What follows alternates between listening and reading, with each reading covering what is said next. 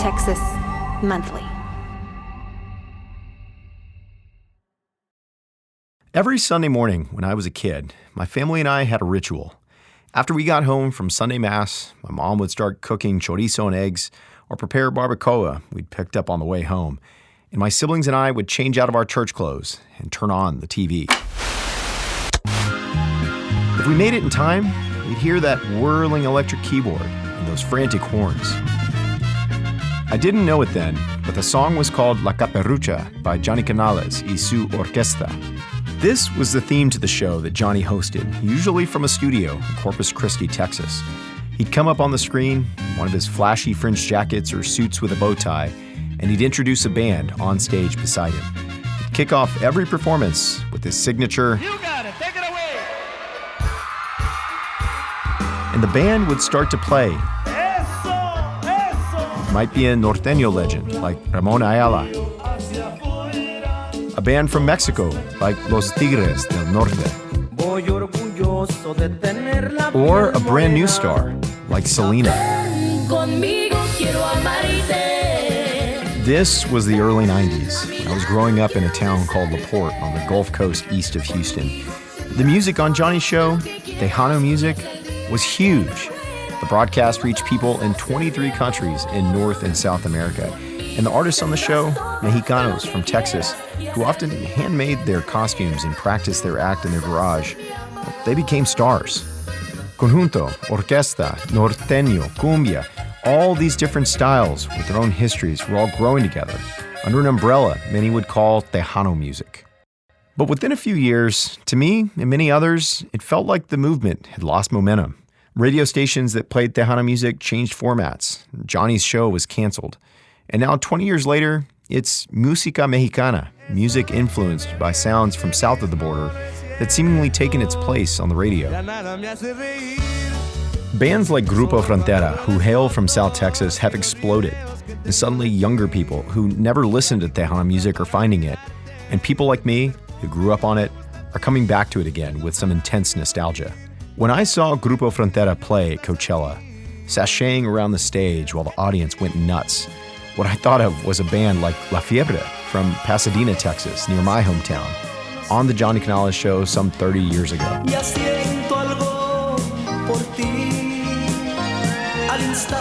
They seem, to me at least, inspired by many of the same experiences I had watching Tejano groups perform as a kid. The Texas Tornadoes, you got it. Eso, take it away. Johnny Canales passed away last summer, but I think his show and the artists who played on it have a lot to do with the way Latin music sounds and feels today in some surprising ways.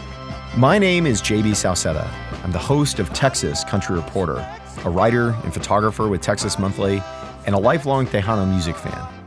On this show, I want to untangle those threads that make up the fabric of Tejano music, where it came from and where it's going.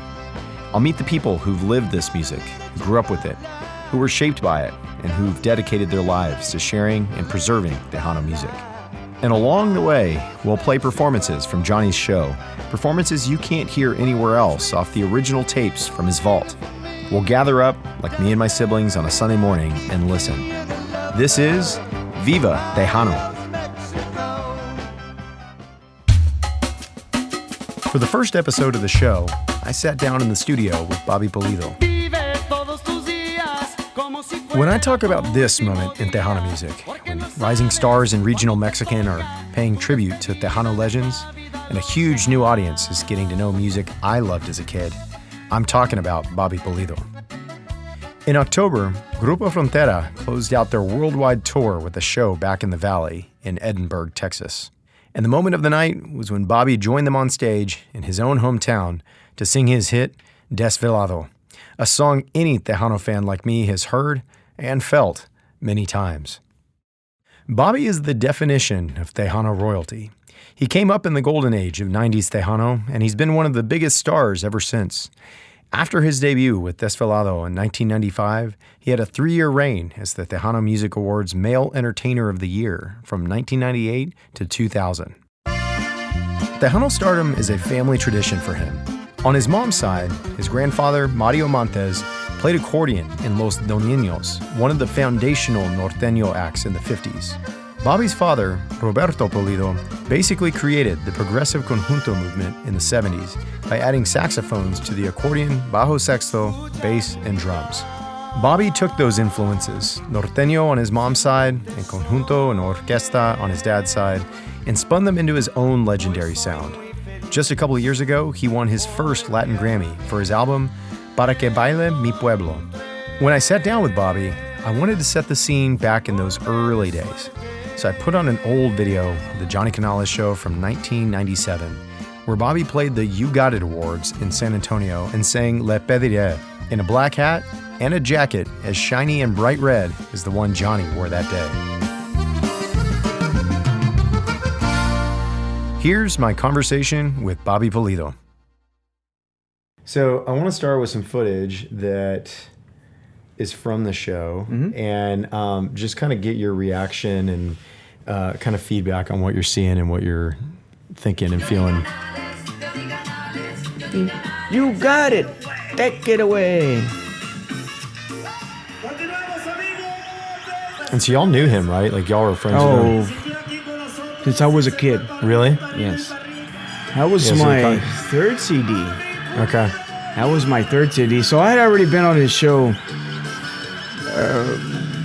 times before that, probably 2 or 3, yeah. You know, in the grand scheme of things, that's when you felt you had made it, man. Being on that show? Yeah, for sure. And I say that in a way like being a Tejano, right? Because Texas-wide, Johnny Canales was the guy. Later I got to do Siempre en Domingo, which was with Raúl Velasco in Mexico, which on a grand scheme of things was a lot bigger, right? Because that was what everybody in the whole country watched. But locally, my family didn't even know I'd done Siempre en Domingo. That was not a big thing out there because in Texas it was Johnny Canales, right? And aquí Rogelio, locally, right? But Johnny had a lot more reach statewide, statewide. He was, and internationally too, because he was big in California and other parts of where there's pockets of Tejanos, like Fresno and Idaho has a pocket, and Washington, they have pockets of Tejanos up there, so. Was there anything unique about the audiences that he could bring in compared to like a standard live show? Bilingual. Really? Yeah. That's the difference. I mean, if you did like Aquí Rogelio here in the Valley, Rogelio's from Reynosa and spoke Spanish. His English was not there. Johnny was very bilingual, and I think that his impact on our culture, especially with the bilingualism, was probably bigger than most people could realize. Because growing up, there's always been that struggle of the Spanish and the English, and how you blend them, and how Tejano are you, and how acculturated or assimilated, how they were going to call it, right, are you into the culture. So he was the first guy that just didn't give a shit. He just he'd talk in English and Spanish, and it's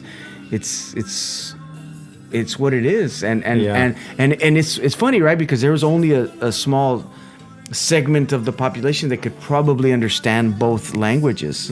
If you're white, you're like, well, I don't know what he's saying. What's that other stuff? And if you're Mexicano, you go, well, I don't really.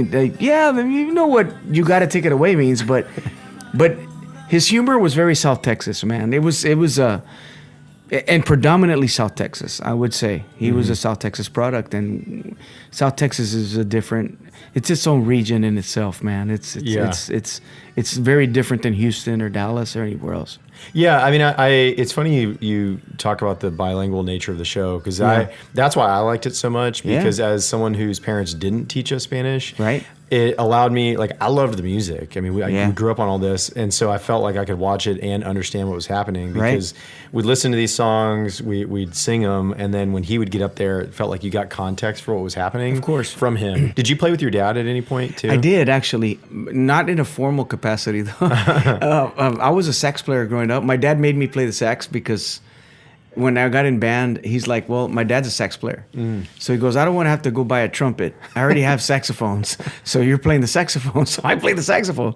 So I played that in the school band. And so when my uncles, who were the saxophone players in my dad's band, wanted to when they wanted to take a vacation, well, guess who the replacement was? Me. Right? So that was my first kind of experience on being on stage. It wasn't singing, it was playing the saxophone. And how long did you do that? Like until how Oh, old? geez. I was playing sax with him when I was like 16. Oh, whoa.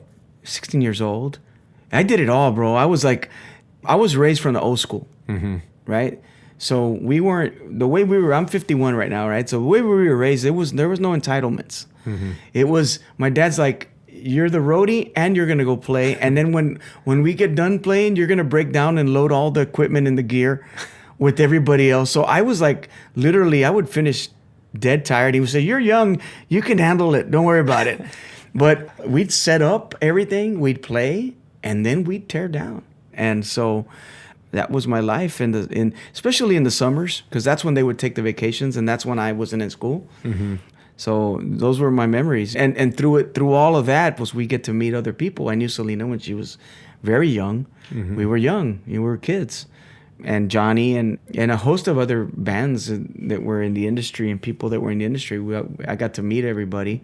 What was it like meeting her? Because I mean, I guess at that age, you're coming up and you're sort of an accidental musician in a way, right? Like you're playing sax for your dad, and you're also his roadie. And I think at that stage, I mean, she was already very deliberately a performer, right? What was the dynamic early like? on? She would open the shows for Dad, and then later Dad would open the shows for her. She became a monster, man. She became big, huge. Yeah, I remember going to the rodeo in Houston, and it being yeah. kind of a big deal that Emilio was opening for her. Oh yeah, for sure. versus the other way around. She was definitely more successful than Emilio at the time. She was the biggest star that the industry ever had, I think, at the time.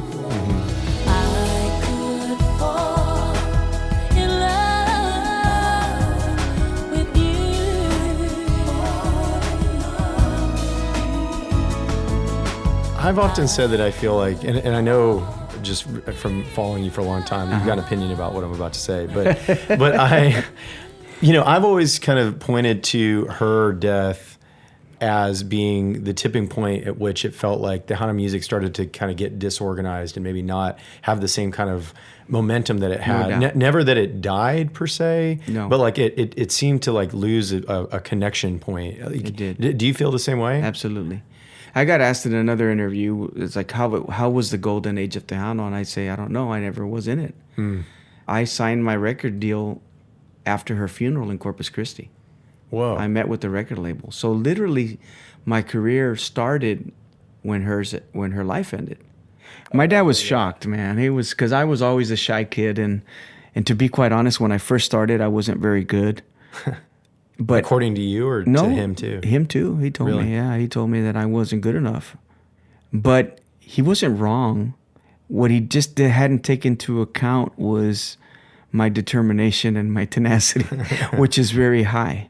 So I remember telling him, you're right. I didn't get mad at him. He was telling me what was the truth. And in show business, you got to be honest.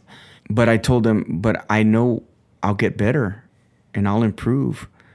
And, this is when I made the decision to drop out of St. Mary's, the university, and he was not real happy about that. I don't blame him. I mean, he paid a bunch of money for me to be there, Did you ever go back? I did not. And why did you drop out? Because I had recorded a song with my dad, and the song did really well, and I started getting big offers. I got 2 record labels in a bidding war as a college student. And so I actually doubled my dad's salary in that negotiation with his own label.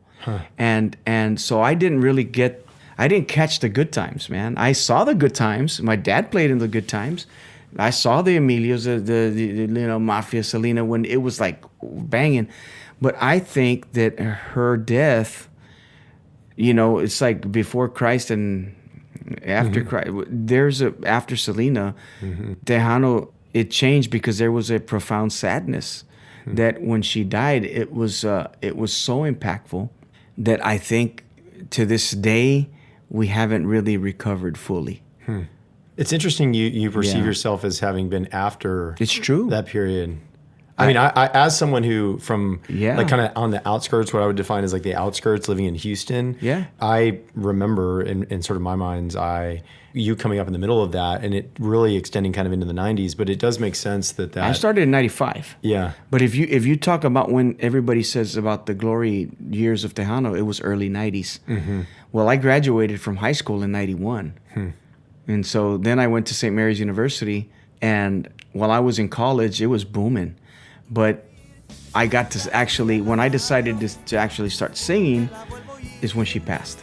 I had already made the decision that that's what I wanted to do. A la luna quiero subir, voy desvelado por estas calles esperando encontrar a esa voz de ángel que quiero amar.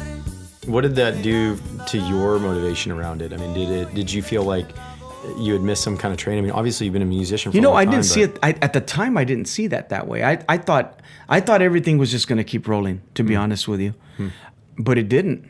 It didn't. I mean, and listen, I've been very blessed, right? Throughout my career, I've had what I think is a successful career, but we didn't have the mojo. Just so you have like an idea, right? At the time, KXTN Tejano 107 in San Antonio was #1 in general market radio. Wow. Right? So it was more listened to than country, rock, than anything else. But when I got there, it started slipping. It was 2 or 3. Now it's 9 or whatever, So there was a definite sadness, I think. But I still have hope that it's going to come back one day. I talked to a station owner a long time ago, a guy that owned some of the stations down here, Border Media Partners. This was back in the... I know who they are. Yeah. And I asked one of the owners there years ago why Tejano kind of got deprogrammed in a way in favor of more kind of regional Mexican and some other music styles. And his stance was actually less about Selena and more about the age of the listener, and saying that, well, the radio stations work really in cahoots with the clubs and the promotions. And, he said your parents stopped showing up to dances, right? Like they stopped showing up to things. They got older. Do you think that there was something about the age of the listener that contributed to that as well? He might have a point, but I don't think that's the main point. My diagnosis of it is a lot more nuanced than that. And I can back it up. Selena was one of Capital EMI's biggest artists, if not the biggest. They also had Emilio. They also had Mas. That's where I was signed. My dad was signed. I think when she passed, that's when they kind of got disinterested with the industry. So they left. You got to understand, like, I before Tejano popped and it was big, it was mom and pop radio stations. Right? It was the Freddie Records. It was the family-owned businesses, not the multinationals. They came in with a lot of investment, right? And the one thing about the Tejanos, traditionally we've needed is we need the support structure to make it. And what the labels provided was investment in finding songwriters, great songwriters. Songwriting's an art. Just because you can rhyme a couple of words in Spanish does not make you a songwriter. The good songwriters, that's all they do. They make a living off of that. And they make a living off of royalties, record royalties, and all of these things. So we lost the songwriters. Songwriters are like remoras. They follow the big shark. And they leech onto the big shark. And that big shark is the investment. When they know that the label is going to put a bunch of money behind that artist, if promotion, they write the best songs you can imagine. When those sharks go, nah, not here no more, they go to somewhere else. And they did. And so once the investment left, it now made Tejanos have to be their own business people, their own promoters. Yeah, before it was easy, man. The record label would give you money for recording. And on top of that, they'd promote the heck out of you in radio and all types of stuff.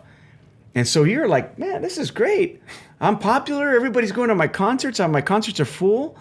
But when you don't have that, well, what do you got to do? I mean, I was faced with that. When that old guard of EMI left, a new guard came in. I was in the last year of my contract, and they told me, hey, we want to re-sign you. And I'm like, well, show me what you can do, because I'm not real happy with the way things are right now. I said, well, here's the deal. You're going into your last year of your contract. This is how cold they are. They said, well, if you don't re-sign with us, we're not going to promote your last album, so we're going to freeze you. And so you'll have a whole year of no success. I mean, literally, that's what they told me.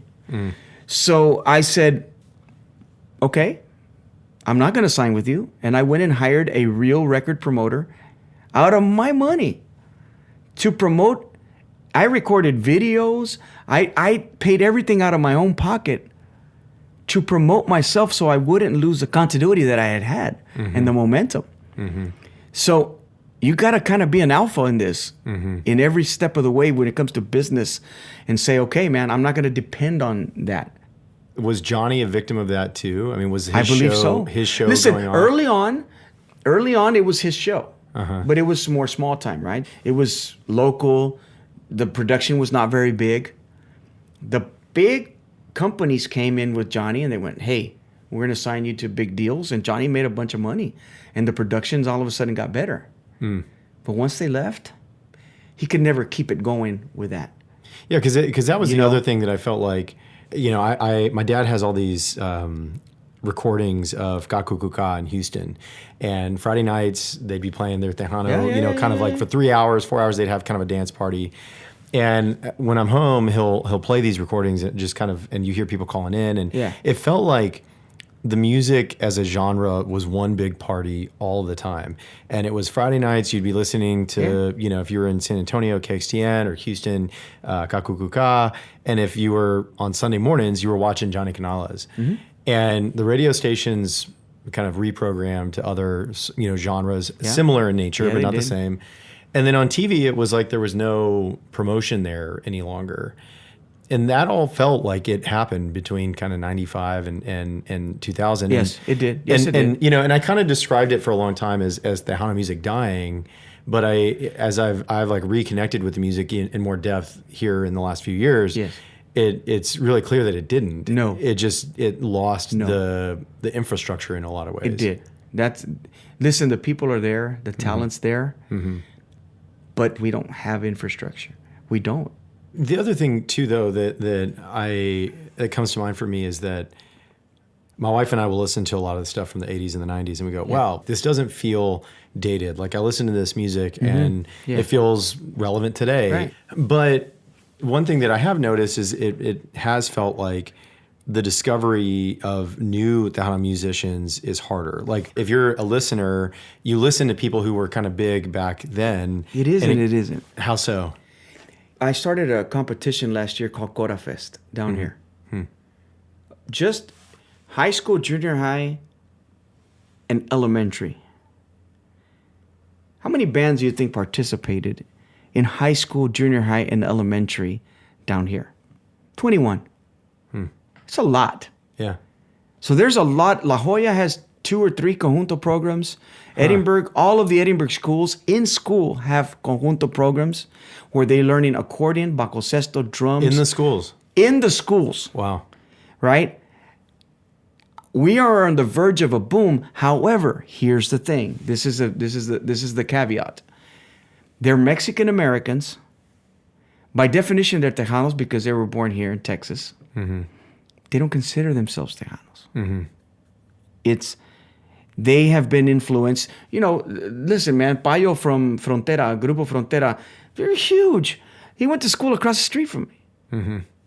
But they weren't engulfed in that old school Tejano genre that really kind of has become Motown, where it kind of stayed in that one thing. But we have so many other people. Like, if you go to my shows, not a lot of people there consider themselves Tejanos. Lots of first and second generation Mexican Americans. So by definition, see, the Tejano, we're blessed and we're cursed. What is the blessing of a Tejano? The blessing of Tejanos, we're multicultural. We consume everything. We know Spanish. We listen to songs in Spanish. But we also like Texas country. Texas country poached a bunch of people off of Tejanos. A bunch. And I'm not saying it in a bad way, but they flocked over there Because Tejanos, they'll go everywhere. But the audience is there. We just got to give them a reason to go. Well, it is interesting too. I mean, Frontera is like such an interesting success story today. Yes. Because when I hear their music, I am in a way transported back. Right. But there's a very clear modern twist on it. But when I listen to it, I go like, yeah, this feels very much like my backyard barbecues when I was a kid. Yeah.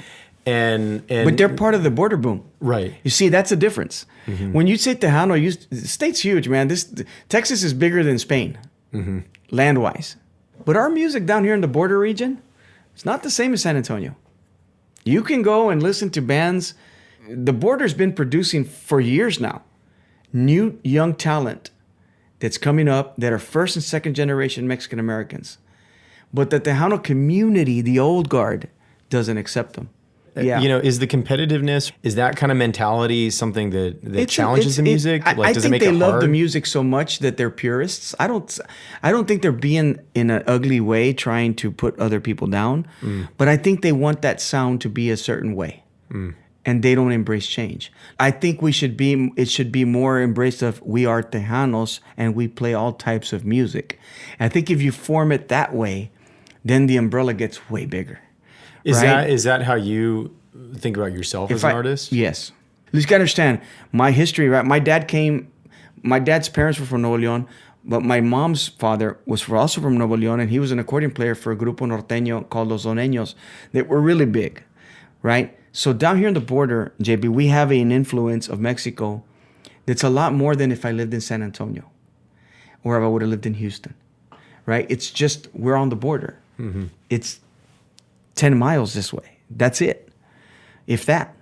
So my music, I started seeing the panorama, and I'm very intuitive. When I start seeing trends and start seeing things, I started going to Mexico against a lot of other fellow musicians' opinion, because I said, they go, why are you going over there?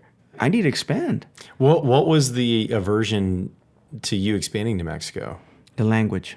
It just being different and I didn't know Spanish. I was like you. Oh, okay. Yeah. When did you actually learn? Years and years and years of going, and embarrassing years of doing interviews and not knowing what they were saying and all kinds of things. But I got better, man. I wanted to get better. I acculturated the other way. Why did your parents not teach you? You being down here, I mean it. I actually experienced in third grade a spanking of a kid for speaking Spanish. A Mexican classmate of mine. Here in Edinburgh? That's right. Wow. My white coach, big old dude, spanked him and says, we're in the United States, we speak English here. Years back, families would tell them speak English because you're not going to get accepted. You can't get anywhere in life if you don't speak English. So I think there was a lot of fear of not being able to make it and getting higher up in the ladder. And mind you, dude, I went to Mexico to work and I learned the language. The language barrier was the biggest thing, but musically too. For years and years, I would go to Austin and I would work 2 different markets that looked like 2 netherworlds, right? Polar opposites, right? I'd go to a Tejano club and I'd go to a Mexicano club. And let me tell you, dude, the people were different. With a Tejano club, everybody had starched Wranglers and belt buckles like this, and everything was so damn neat, and the hat was perfectly done, right? And you go to Mexicano club, and the shirts were busted open, and the hat wasn't exactly the most formed hat, and they were having a blast. I mean, yeah, gritando, so it's 2 different cultures. And I used to say, I go, what would be so awesome for me in my career is to be able to get both of them in one venue together. And I did it. I don't play in one venue or the other anymore. I play in one venue and I get them both there. But it took me years to do that. Because how far into your career were you when you made that decision, that strategic decision to play more in Mexico? Early on. Really? Yeah. So it was from the beginning. My dad had gone and I was popping here. And my dad and my grandfather, who was my dad's manager for many years, did not want him to go. And they told me, don't go. The promoter that was looking for me had a reputation of being sleazy. Was not exactly had a reputation for being honest. So what I did was I negotiated a 1-year contract So they got mad. They were mad at me, and they were saying, "I don't know why you're doing that. He's gonna screw you." And I remember telling them, "He's gonna screw me for a year." And I know that that's what I'm getting myself into, but I'm also going to become bigger. And exactly what I thought was going to happen, happened. I went on. I went there. I had lots of success. He screwed me. It was not a good working relationship. And I left him after a year. And I went to another promoter, and I did really, really well. Now, Yeah. I mean, all these years later, how much of your business or your career would you attribute to each market? I'd say Mexico probably contributes over 50%. Wow. Absolutely. And I've played from Tijuana to Mérida, Yucatan. So I literally traveled throughout the whole country. It's a huge market. I mean, I was... Yeah. Do you see the influence of looping back around to Johnny and like all the different types of music? Like your dad was on there. All of these other bands, La Fiebre, whatever. Right. All of that was being promoted together. I mean, La Fiebre and your dad are very different. In some ways similar and in other ways very different. Right. But all being promoted in the same place. Right.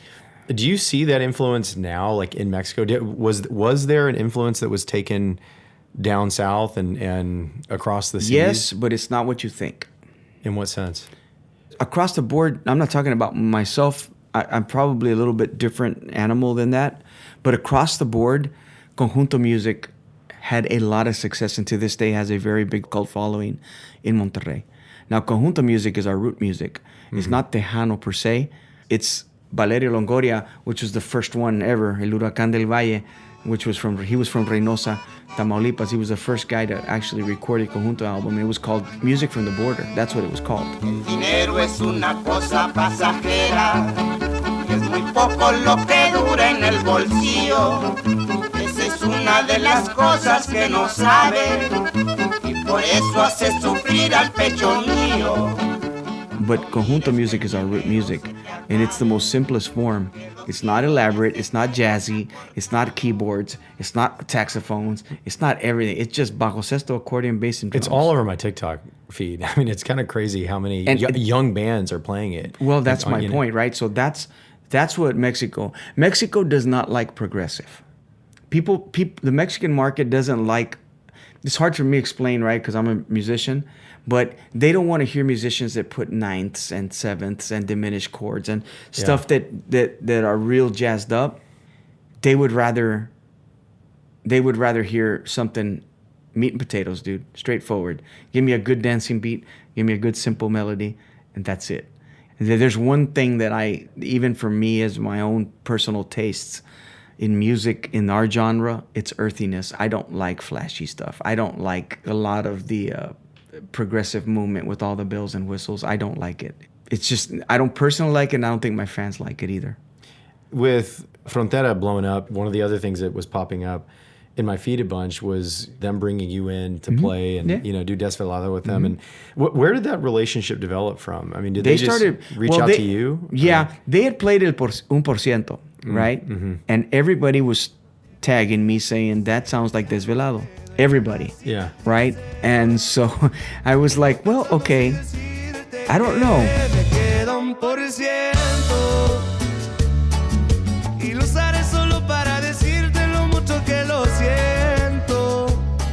And they're like, it's Desvelado. So we were practicing for a show in Monterrey at the Nortex. And I said, you know what? Go into that song from Desvelado. And we went, and it went seamlessly. It went, phew. So we've actually played it live and played a part of Un Por Ciento and Desvelado, and it went viral. It was not a dig. It wasn't in any type of malicious way. It was just like, because people would pique my interest with it, saying, it sounds, and yeah, I could hear the influence, right? So fast forward, right, they started doing Desvelado in their shows, and I really liked their version of it, because they're from here. Yeah. Desvelado's been done by a lot of people. Yeah. But they gave it a flavor that's only unique to our region, that other people don't have. And so I gave them their props, and they reached out to me and said, hey, can you come and do it? Sure. Cool. So I went and I did it. That's how it all happened. And then Edgar Barrera gave an interview to somebody that I know that interviewed him, and he says that was kind of their blueprint. They went off of that type of sound for them. Interesting. With those chord progressions and the structures. It's really cool that he admits it, right? Uh-huh. I didn't expect that. I was surprised, but it's a compliment. Now, I know you took not time off, but your ability to tour and play as actively for a while was hindered by some health issues, right? And what was going on? I went through it with years, 3 years, probably a couple years. The first time, it was real bad. It got me good. What was it? I always thought it was reflux, and it kind of was. I'd lose my voice, and so I was kind of like Jose. You ever remember Jose when he was like, wah? That's how I would like sing. It was bad. And so I remember one particular year, I think I canceled like maybe 30-40% of my shows. Wow. Because I didn't have a voice. And I knew I was sick. Finally, I found a specialist in New York, and she said, you need to have a surgery because your reflux is severe. So I had the surgery, and then I got better. Now, I was never 100%, but I was better. I go years like that. Then I got real sick again. Same stuff. And I was like, oh no, man. This is years later. 2019, the end of 2018, I got sick. I went to a doctor in Mexico City. They did a whole deal, and he says, your surgery came undone. We got to take it all apart and then redo it. Wow. So they did it, and I got better almost, sort of, but I wasn't still there. So I started researching it, and I said, you know what, I think maybe in my body I have an autoimmune issue. I believe I do. I tested myself years ago, and they said I had an autoimmune. I don't know what it is. So there's a leukotriene blocker that is over the counter in Mexico. I went and bought it. Well, since 2019, I've been taking that medication, 2020, and I haven't gotten sick anymore. My voice is stronger than it's ever been. I mean, it's a crazy story, man. No, I mean, you know what? For me, it was a frustration of going years and years. Just imagine, like, if you're an athlete and you see other athletes out, and you're like, I can hang with all those guys, but I'm sick and I can't. But now with this sort of newfound health and your full voice back. Yeah. What next? I mean, I feel like stay tuned. I feel like there's this moment right now with the border music and with the regional Mexican music that's happening, that people that did not grow up with a connection to it are listening to it. Yeah. And that there's an opportunity with the pervasiveness now with cumbia and to some extent, what we call Tejano, but more like kind of regional border music blowing up. Like, is that something you're wanting to try to participate in and capitalize on, or you feel like you're happy with where you're at? I am. You reach a point in your life. I've always wanted to get to the point where money wasn't the most important thing to me, and that's. I'm not saying it in a braggy way or nothing like that. It's just you reach a point in your life where you're not trying to make more money. That's not the goal. My family's fine. I'm fine. I can provide for them fine. I've been very blessed. So, but I don't want to try to compete and I'm not trying to get out there and take advantage of a boom. That's not my goal. That's not what legacy I want to leave in my life. It's not. It's not important to me. And I know that may sound very crazy, but I value my time with my family, and I have a lot of nice balance in my life right now. And so for me, it's not necessarily trying to go conquer the world like it was at one time. In a lot of ways, it feels like, despite the fact that you said you kind of came into Tejano music after the heyday, I did. You didn't miss out on anything. I thrived in a down market. Put it that way. The market was down. Like, you could probably take a poll amongst Tejanos and everybody would tell you it sucks right now, and it doesn't suck for me. I'm happy with where I'm at, and I'm able to pick and choose which shows I want to do, not because I have to. But music wasn't my first love. It's something that I loved, but I never really, growing up, I never envisioned me doing. That was nothing that I said, I'm going to be a singer one day. That was not one of my goals. Will you do it till you're in the ground? Nope. Yeah. There's a shelf life? Absolutely. There's a shelf life. I see a lot of fellow older artists struggling, and I don't want to go out that way. I don't want people to remember me struggling on stage. I struggled for so many years, JB, with my voice, that I want the last memory they have is, God, he sang good. That's what I want. Well, thanks so much for taking the time to talk. You got it, man. About all this. This was great. Any sort of sense of what you're going to do next? I know what I'm going to do next. Yeah. Not ready to share Stay it? tuned. Yeah, stay tuned. The thing with me is you're always going to know I'll do things that'll surprise the shit out of you. So yeah. Será fe que yo encontré una voz de ternura que me llena. All right, that was my conversation with Bobby Pulido. Thanks so much to Bobby for joining me in the studio and to Olabelle Studio in McAllen for the recording. I'll be back next week with an interview with two members of the San Antonio punk bands Gorilla Nakoma and Fea, Fanny Diaz and Jen Alva, who will talk about claiming space in a genre dominated by men and loving Tejano music, even when you don't understand the lyrics. Viva Tejano is a Texas monthly podcast hosted by me, JB Sauceda. Our executive producer is Megan Kripe. The show is produced by Ella Kapakin and Patrick Michaels and produced and engineered by Brian Standifer. Additional production by Aisling Ayers. Consulting producer is Adrian Arredondo. A huge thanks to our partners, Mirna Perez and Adrian Arredondo, for access to the Johnny Canales Show archives. Keep an eye out for the upcoming documentary, Take It Away, which chronicles the rise and fall of Tejano Hollywood. Artwork is by Jen Hare Tompkins and Victoria Milner. Thank you all for listening. Adios.